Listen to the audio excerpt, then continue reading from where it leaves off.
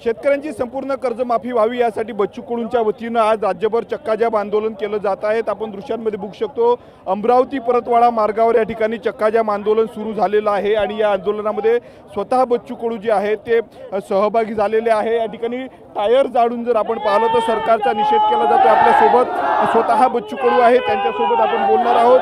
भाऊ काय सांगणार, ज्वारी आणलेली आहे, दुसरीकडे टायर जाळलेले आहेत, कार्यकर्त्यांनी शेतकऱ्यांना या शेतकऱ्यांना ज्वारी आणली, ज्वारी खरेदी केंद्राचं पोर्टल बंद आहे आणि 3300 रुपयाची ज्वारी 1400 रुपयात अर्धे अधिक भावात विकावं लागतं आहे। कसा जगणार आहे?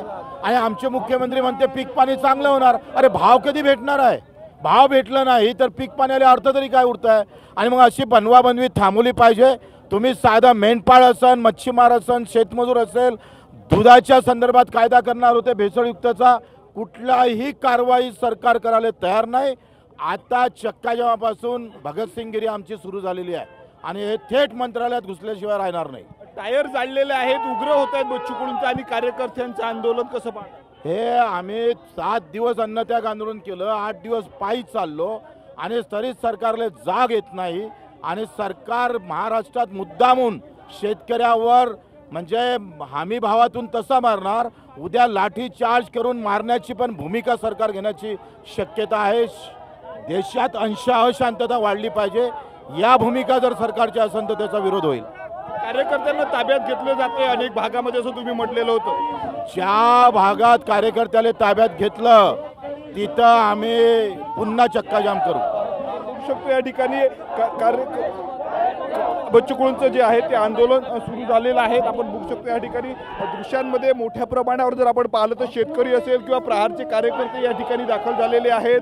अत्यंत महत्त्वाचा हा संपूर्ण महामार्ग आहे आणि हा महामार्ग जो आहे तो आता या ठिकाणी कार्यकर्त्यांनी आणि शेतकऱ्यांनी जो आहे तो रोखून धरल्याचं आपल्याला सध्या पाहायला मिळतंय। टायर पेटवून या ठिकाणी आंदोलन केलं जात आहे। दुसरीकडे आपण बघू शकतो वाहनांच्या ज्या आहेत त्या रांगा लागलेल्या आहेत। आंदोलन सुरू आहे। शेतकरी आपल्यासोबत काय सांगणार आंदोलन करतो? बच्चूभाऊसाठी आम्ही मरायला तयार आहोत। कास्तकार सगळे एक झाले आणि अपंगाचा पगार वाढलाच पाहिजे, कर्जमाफी मुक्ती झालीच पाहिजे। बच्चू कडू एकच मिळू, बच्चू कडू एकच मिळू घोषणाबाजी दिली जाते। दुसरीकडे पोलिसांचा जो आहे तो बंदोबस्त या ठिकाणी जो आहे तो मोठ्या प्रमाणात लावण्यात आलेला आहे।